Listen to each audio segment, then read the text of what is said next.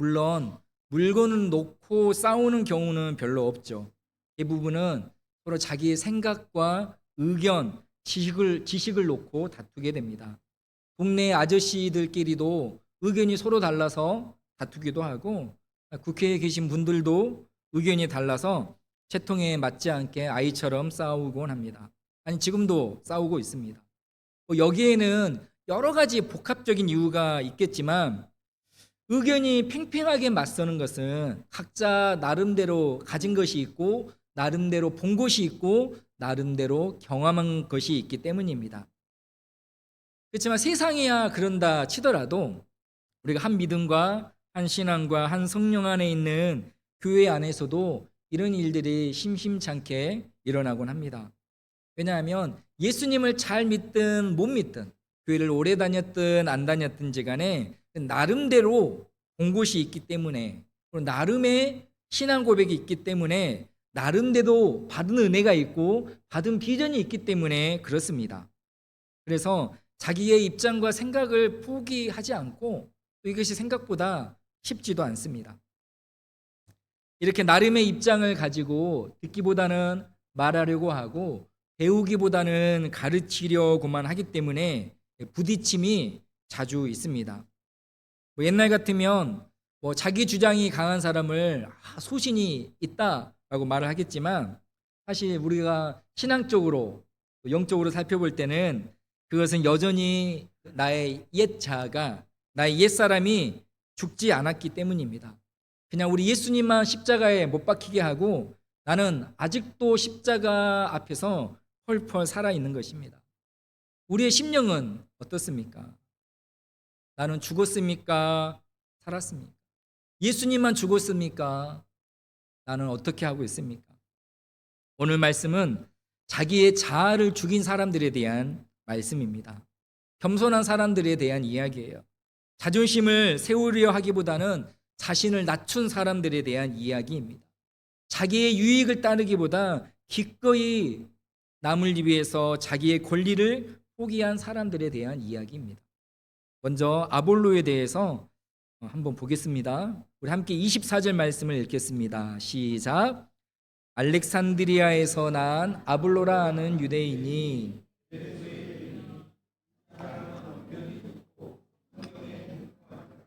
아멘. 지난주도 나눴지만 아볼로는 고향이 알렉산드리아입니다. 알렉산드리아는 지금의 이집트에, 그때도 이집트였지만 이집트에서 가장 대표적인 도시였고, 당대 로마 제국에서 두 번째로 큰 중요한 도시였습니다. 수많은 대학에 있었던 위대한 교육 도시였고요, 헬라 문화의 중심지 중에 하나였어요. 정말로 학문하면 알렉산드리아, 알렉산드리아 하면 학문으로 유명한 곳입니다. 그리고 그곳에 유대인 디아스포라 중에서 가장 큰 디아스포라가 바로 알렉산드리아에 있었습니다. 그리고 그곳에 있었던 유대인들은 자기의 정통 신앙, 구약의 신앙을 지켜왔으면서도 굉장히 헬라화된, 국제화가 된 사람들이었습니다. 그래서 아볼로라는 이름이 어디서 비롯됐냐면, 그리스 신화 중에 아폴로 있잖아요. 아폴로에서 유래한 이름이 바로 아볼로예요. 그리고 아볼로가 언변이 좋았대요. 언변이 좋다는 것은 그냥 말을 잘한다가 아니라 학식이 뛰어나다라는 의미를 갖고 있습니다. 당시에 알렉산드리아의 교육 도시의 배경을 살펴봤을 때 이것은 정식으로 수사학을 훈련받은 사람이라는 뜻을 갖고 있어요.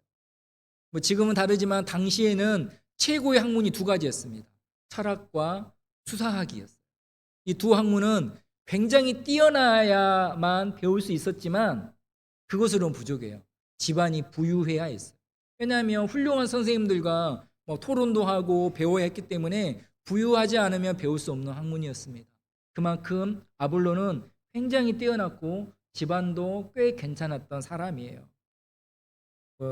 굳이 예를 들자면 조선시대에 장운급제한 사람, 아니면 우리나라 5, 60년대에 대학 가는 사람도 거의 없던 시절에 서울대에 들어간 사람과 같은 사람이 바로 아볼로라는 거예요.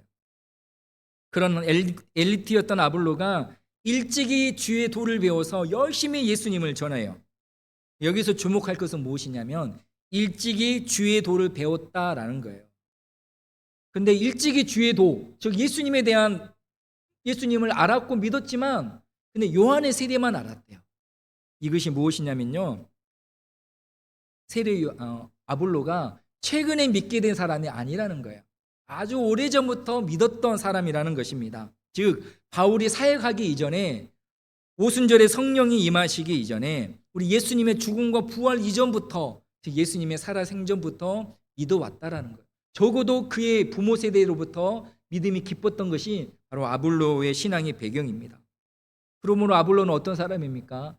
기독교의 지금도 초기 시대지만 그 중에서도 초창기 신자라는 거예요. 어떤 한 교회의 창립 멤버와도 같은 사람입니다. 교회의 시작부터 함께 해왔다라는 이 사실은요, 당사자로 하여금 자부심을 느끼게 하는 부분이 분명히 있거든요. 그리고 3대째, 4대째 믿음의 집안이라는 사실 역시 굉장히 긍지를 주는 것입니다. 또 오래 믿었다라는 것이 어떤 건강한 의미에서 자랑이 되기도 해요. 이렇게 아볼로는 자부심과 전통이 있는 성도이며 신자입니다. 이렇게 많이 배우고 큰 자부심과 긍지를 가졌던 아볼로가 이제 에베소 회당에서 확신에 차서 담대하게 예수님을 전해요. 회당에서 말할 만한 자격이 있었지만 그렇지만 회당에서 예수님에 대해 말한다라는 것은요, 언제든지 핍박을 받을 수 있고 심지어는 물리적인 테러를 받을 수 있는 그런 상황입니다. 그럼에도 불구하고 아볼로가 담대하게 예수님을 전했어요. 무엇을 볼 수 있습니까? 그의 믿음이 얼마나 굳건하고 진실되었는지 알 수 있는 것입니다. 이 세 가지 경우만 봤을 때 아볼로는 어떤 사람입니까? 지식적으로 훌륭해요. 먼저 믿었다라는 자부심과 긍지가 가득해요. 그리고 진실한 신앙과 믿음을 가진, 신앙적으로 봤을 때 뭐 하나 빠진 것이 하나도 없는 사람이에요. 그렇다면 이어서 나오는 브리스길라는 또 어떤 사람일까요? 우리 함께 26절 말씀을 읽겠습니다. 시작. 그가 회당에서 담대히 말하기 시작하거늘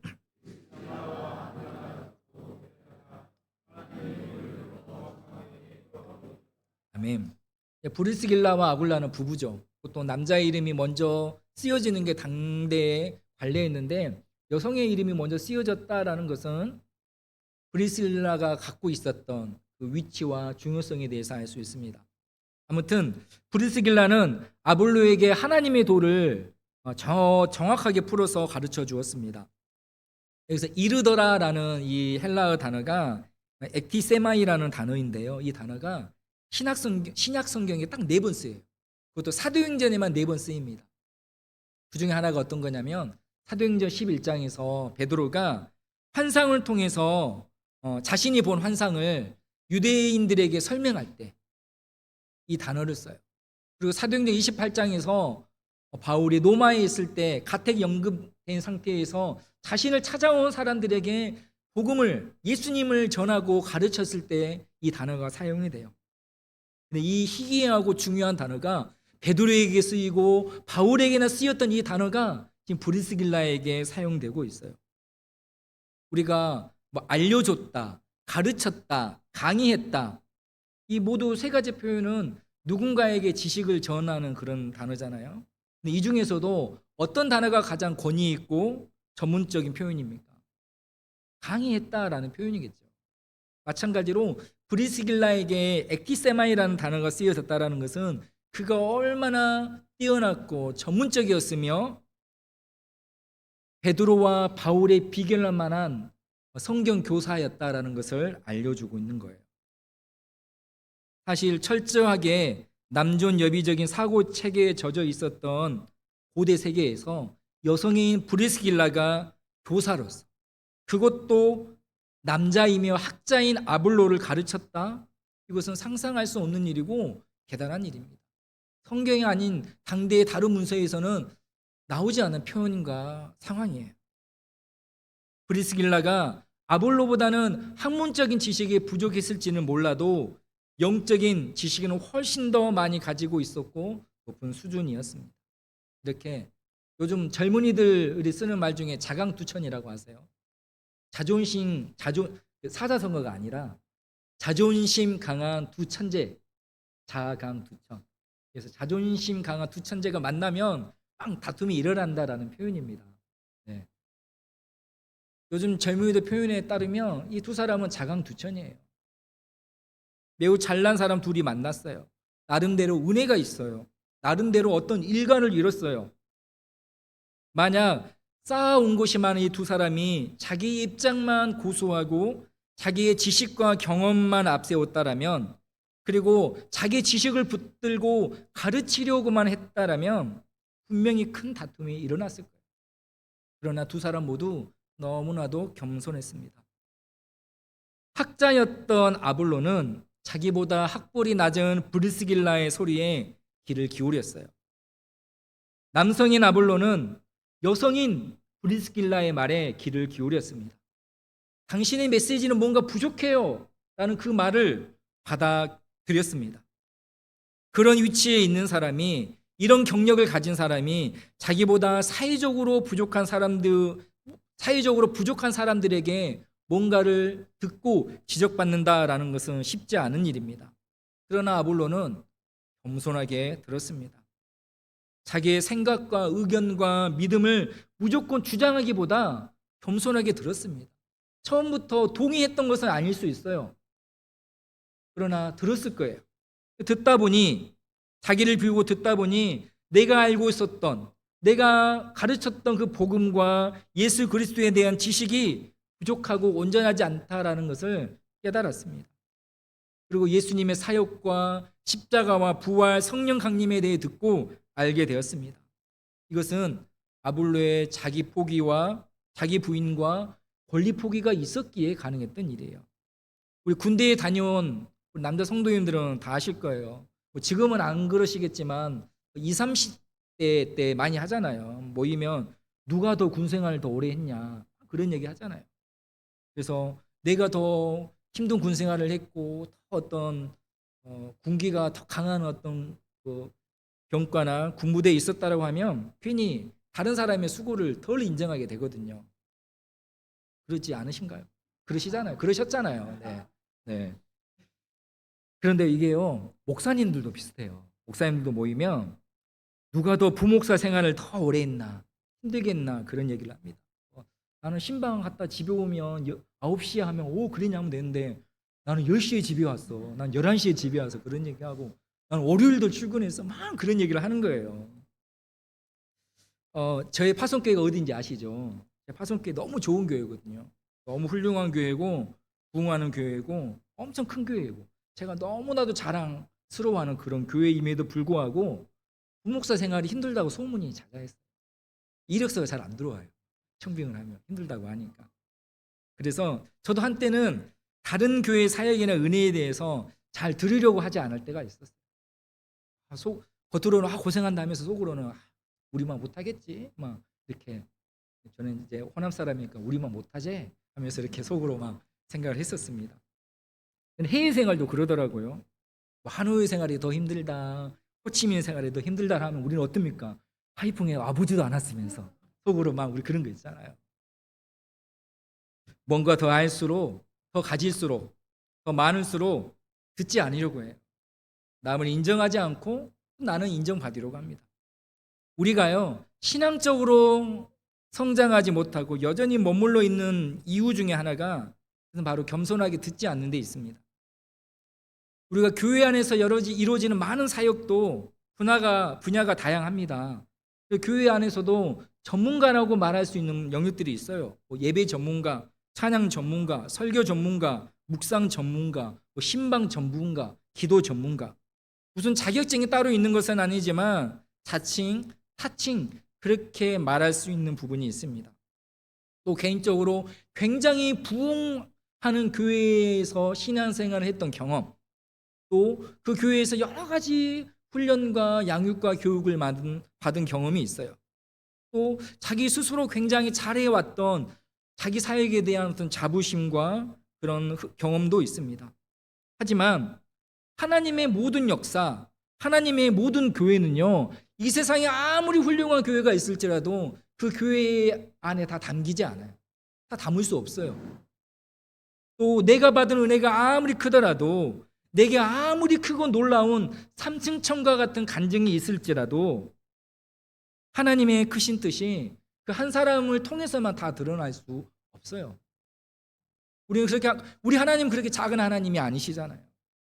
그렇기 때문에 우리 교회가 아무리 세상에서 가장 으뜸가는 교회일지라도 내 삶과 내 은혜가, 내 간증이 누구와 비교해도 가장 크고 놀라울지라도 우리는 겸손하게 들어야 합니다. 사람에게 겸손한 것이 결국 하나님께 겸손한 거예요. 뒤집어 보면요, 하나님께 겸손해야 사람에게 겸손할 수 있어요. 내가 지금 이웃에게 겸손하지 못하고, 노인에게 겸손하지 못하고, 아주 작은 아이들에게 겸손하지 못한다라면 나는 하나님 앞에서 겸손하지 않은 것일 것입니다. 사랑하는 성도 여러분, 우리는 겸손합니까? 나는 다른 사람의 충고를 듣는 것을 좋아하나요?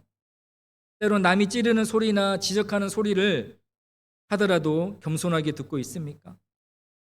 나는 누군가를 늘 지적하고 늘 누군가를 가르치려 하면서도 나는 안 듣고 있지 않습니까? 빌립보서 2장에는 우리 예수님의 겸손하심에 대해서 말하고 있어요.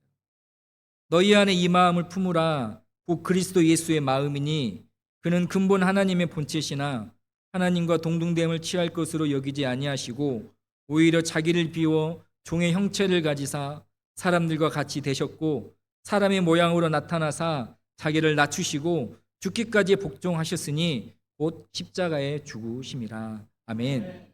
예수님의 겸손이 우리의 겸손이 되기를 원합니다. 그래서 주님 안에서 더 성장하고 성숙하고 형통함을 누리시는 저와 여러분, 우리 모두가 되시기를 주님의 이름으로 축복합니다. 아멘. 그리고 브리스길라 역시 겸손했습니다. 브리스길라는 자기의 영적 지식을 자랑하지 않았어요. 바울과 잘하는 막역한 사이라고, 또 고린도에서 바울이 얼마나 우리를 의지했는지 알아요? 라고 하면서 바울과의 관계를 드러내거나 자랑하지 않았어요. 아볼로의 메시지가 불완전하다라는 것을 알았지만 공개적으로 아볼로를 비판하거나 비난하지 않았습니다. 데려다가 하나님의 도를 더 정확하게 풀어 알려주었다라고 기록되어 있어요. 여기서 데려가다라는 것은 따로 데리고 가다라는 의미예요. 즉 방해받지 않고 가르치기 위해 조용한 곳으로 간 것과 그리고 동시에 인격적으로 조용히 얘기한 것입니다. 자기의 신앙과 자기의 지식을 자랑하지 않은 거예요. 그리고 내가 알고 있는 이 지식과 은혜와 이 감동이 나를 위한 것만이 아니라 다른 사람의 것이 되도록 겸손하게 가르친 것입니다. 많이 알았다고, 지식이 뛰어나다고, 영적인 은혜가 있다라고 교만하지 않았습니다. 그리고 그렇게 아볼로의 입장을 고려해서 조심히 대했던 거예요. 참으로 아름다운 모습입니다. 교만이 가득했다라면, 사실 둘 중에 한 명이라도 교만이 있었다라면 분쟁과 다툼이 있었겠지만 겸손하기에 서로 도울 수 있었고 인정할 수 있었습니다. 나눌 수 있고 배울 수 있었어요. 그리고 이런 브리스길라의 겸손은 공감에서 나온 것입니다. 브리스길라 역시 유대인입니다. 디아스포라 유대인이에요. 로마에서 살았던. 그리고 살던 곳을 떠나서 고린도에 왔을 때 바울을 만났어요. 그리고 바울과 함께 천막 만드는 일을 했죠. 그리고 그동안 바울을 통해서 하나님의 도, 십자가의 도, 예수님에 대해서 더 깊이 알고 정확하게 알고 배웠습니다. 부족하고 불완전했던 자신의 성경 지식과 믿음이 바울을 통해서 온전해졌어요. 브리스길라는 누구보다도 아볼로의 상황과 처지를 잘 이해했습니다. 공감하기 때문에 겸손할 수 있었던 거예요. 공감을 했기 때문에 아볼로 위에 서 있지 않고 아볼로 옆에 서 있었습니다.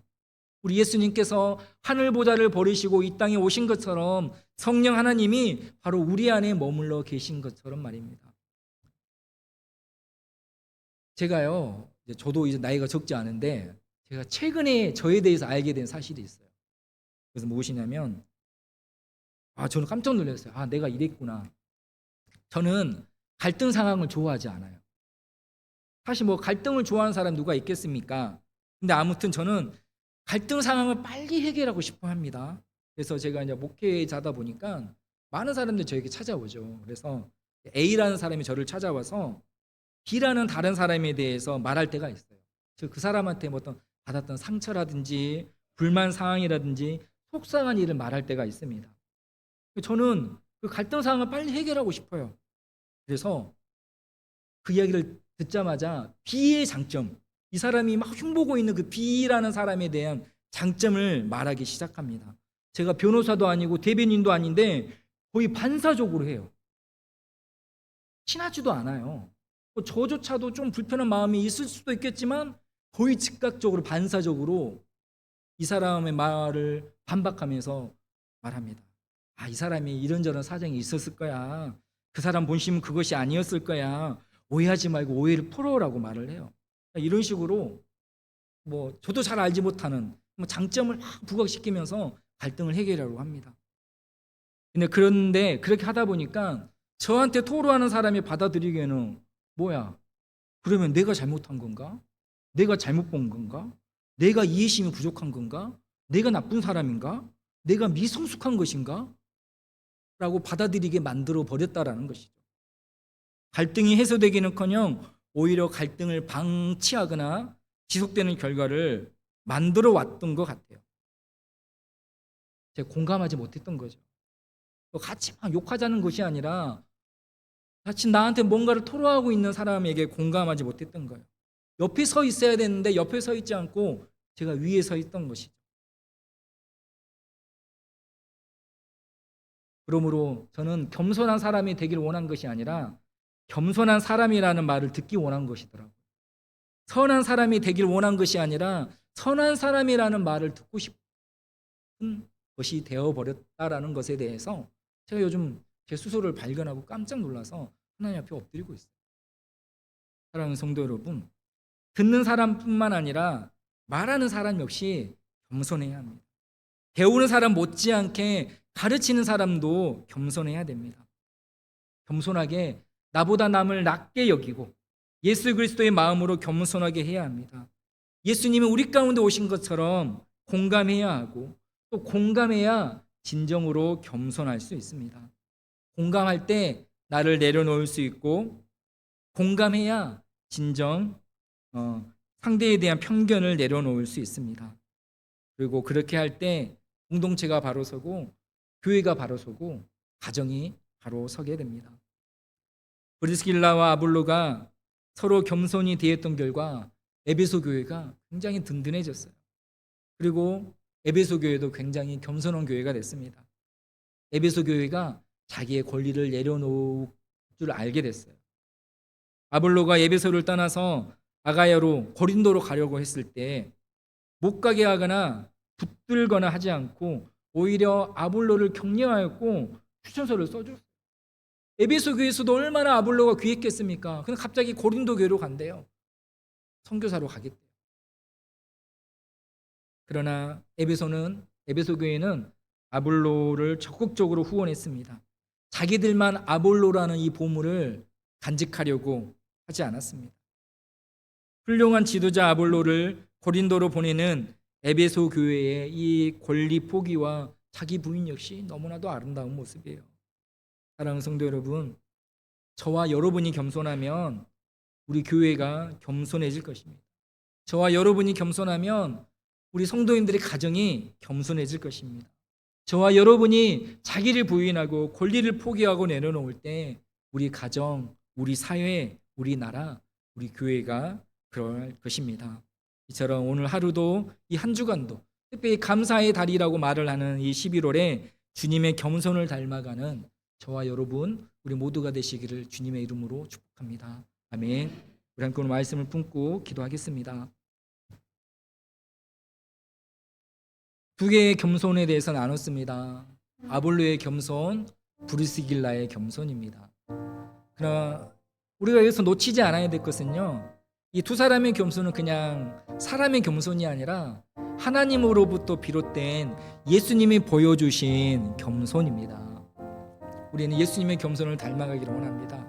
그래서 아볼로처럼 내가 많은 것을 가졌고 높은 위에 있을지라도 늘 겸손하기를 원해요. 또 브리스길라처럼 우리가 누군가를 가르치고 말하고 할 때도 겸손하기를 원합니다.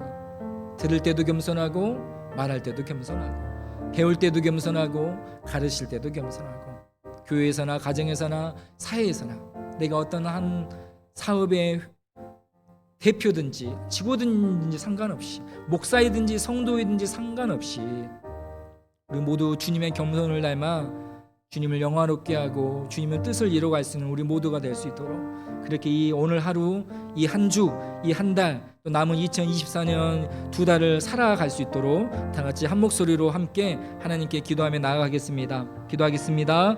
사랑의 하나님 감사드립니다. 오늘 말씀을 통해 우리 주님의 겸손을 다시 배웁니다. 우리 주님의 겸손이 아블로와 브리스길라를 통하여서 우리에게 보여졌고 전해졌습니다. 주님이 겸손하신 것처럼 우리도 겸손하게 하여 주시옵소서. 구체적으로 아볼로처럼 주님 겸손하게 배우기를 원합니다. 비록 많은 것을 가졌고 너무나도 뛰어났지만 배움에 있어서 너무나도 겸손했던 아볼로처럼 우리도 겸손하게 배우고 듣게 하여 주시옵소서. 또한 우리가 브리스길라처럼 겸손하기를 원합니다. 공감했기에 겸손했습니다. 우리가 말하거나 가르칠 때 공감하게 하시고 공감으로 비롯된 겸손으로 대하게 하여 주시옵소서. 하나님, 우리가 먼저 내가 먼저 겸손해야 우리가 겸손하겠고 우리가 먼저 함께 겸손해야 우리가 있는 교회가, 가정이, 이 사회가, 이 하이퐁 한인 사회가, 이 하이퐁이 겸손해질 수 있겠습니다. 우리 안에 있는 각 사람만의 삶에 묻어있는 그 모든 교만의 딱지들을 하나님 다 걷어내 주시옵시고 그 자리에 주님의 겸손으로 우리 주님의 아름답고 놀라우신 겸손으로 그 은혜로 그 공감으로 가득 채워 주시옵소서. 이렇게 함으로 말미암아 주님의 뜻을 이루어가고 주님을 영화롭게 하고 우리를 통해 주의 놀라운 선풍과 은혜와 구원의 역사가 흘러가게 하여 주시옵소서. 이 모든 것 주님께 올려드리며 예수님의 이름으로 감사하며 기도드리옵나이다. 아멘. 다 같이 찬송가 407장 부르시면서 준비하신 예물 하나님께 드리겠습니다.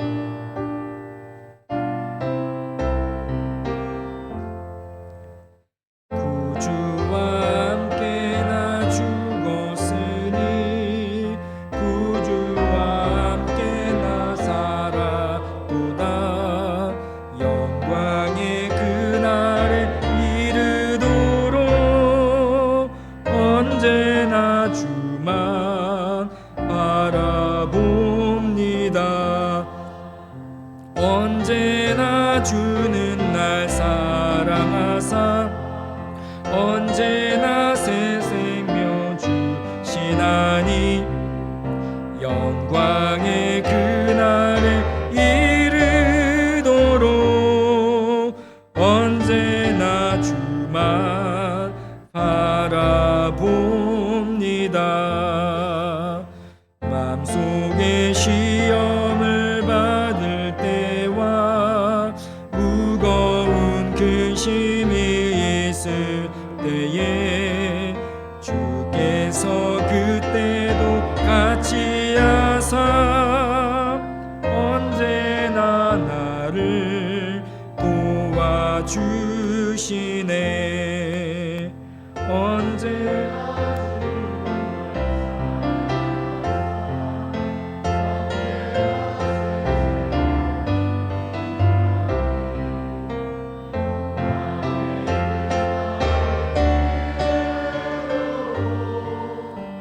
언제나 주만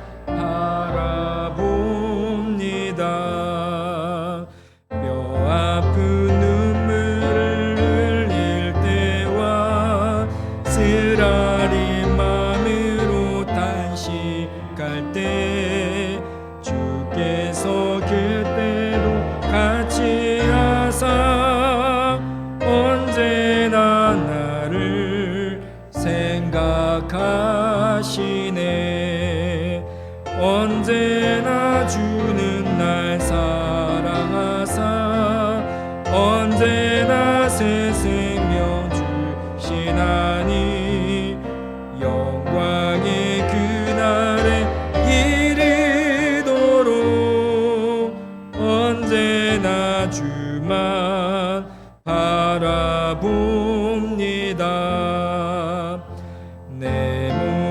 약함을 아시는 주, 못 고칠 질병이 아주 없네.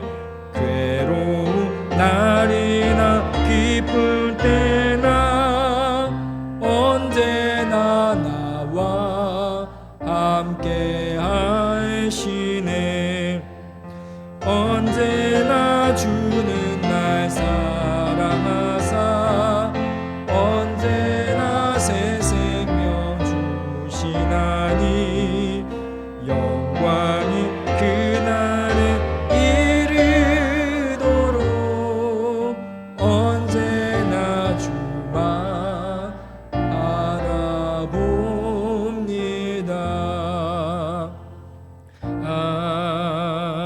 아멘. 주님, 우리도 주님과 함께 죽고 주님과 함께 살게 하여 주시옵소서.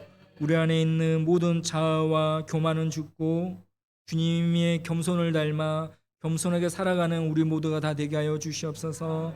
겸손한 신앙인들을 통해, 겸손한 예배자들을 통해 하나님의 크신 사랑과 은혜가 우리가 속해 있는 모든 자리와 공간으로 흘러가게 하여 주시옵소서. 겸손한 우리를 통해 특별히 우리의 가정이, 우리의 교회가, 우리의 사회가, 우리 회사가 겸손하게 되기를 원합니다. 주님, 우리를 사용하여 주시옵시고 붙잡아 주시옵소서. 이 믿음으로 개헌님을 드립니다. 이 예물이 쓰여지는 곳마다 주의 온전한 복음을 듣고 구원을 받는 놀라운 역사가 있게 하여 주시옵시고 들은 속에 하나하나 기억하여 주셔서 예배하신 복과 은혜로 가득 채워 주시옵소서. 이 모든 것 주님께 올려드리며 예수님의 이름으로 감사하며 기도드리옵나이다. 아멘. 아멘.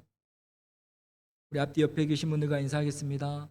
더 겸손하겠습니다. 더 겸손하겠습니다. 더 겸손하겠습니다. 네, 다음 주 예배는 추수감사주일 예배로 드립니다. 여러 가지 행사도 하겠지만 무엇보다도 한 주 동안 그 감사의 마음들을 잘 지켜서, 그러니까 우리가 하나님께 드리는 예배잖아요. 누군가 보이는 예배가 아니라. 왜냐하면 우리가 하나님께 무엇으로, 어떤 예배로, 어떤 예물로 나아가야 되겠습니까? 바로 감사죠. 감사. 그래서 특별히 한 주간 감사의 마음들을 잘 모아서 이쁘게 가꿨다가 그 마음을 모아서 다음 주에 하나님께 예배 가운데 감사의 마음 함께 올려드렸으면 좋겠습니다. 그러니 갑자기 안 되거든요. 갑자기. 그래서 한 주 동안 그 마음을 잘 이쁘게 다듬어 가지고 감사의 예배로 나아가기를 원합니다. 그리고 다음 주 추수감사주일 예배는 하이퐁에 있는 교회 중에 낌꼰 교회라고 있는데 가장 작은 교회예요.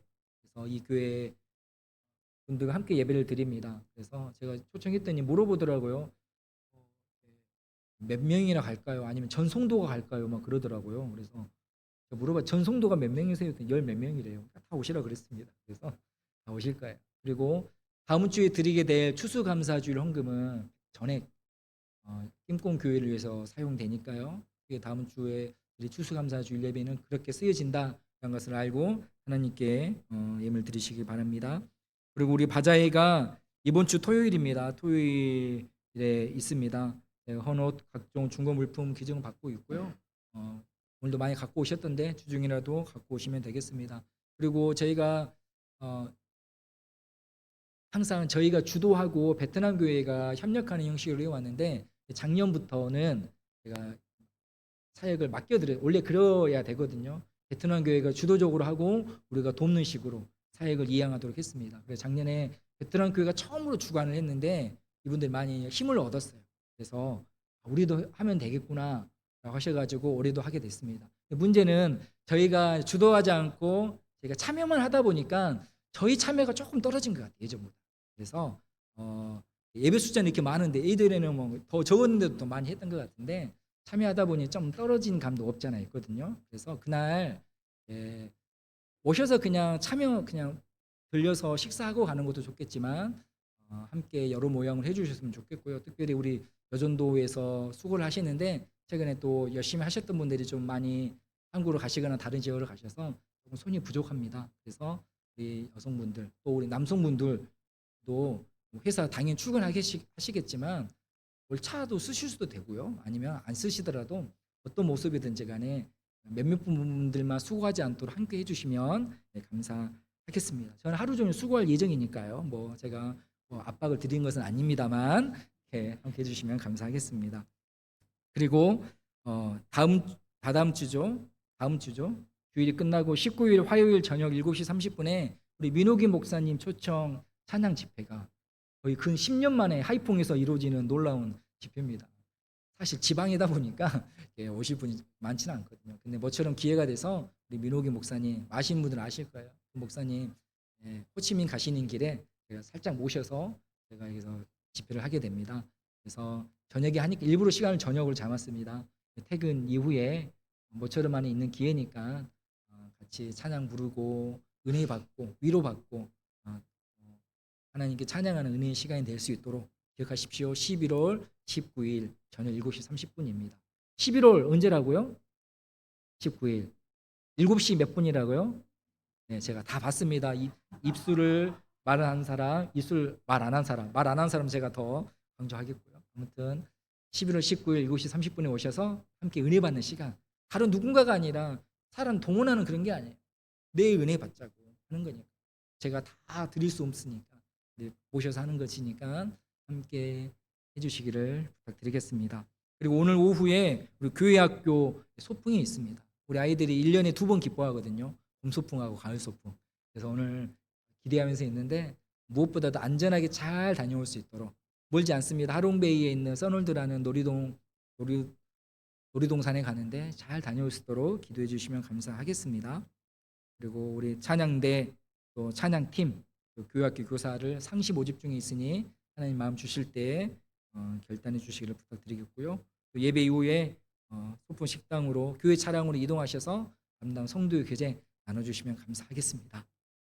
네, 다 같이 자리에서 일어나셔서 마지막 결단의 찬양 부르시고 축도로 예배를 마치겠습니다.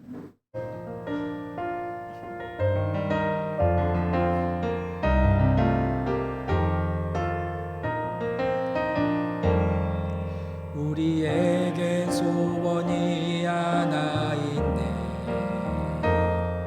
주님 다시 오실 그날까지 우리 가슴에 새긴 주의 십자가 살아 나의 교회를 사랑케 하네.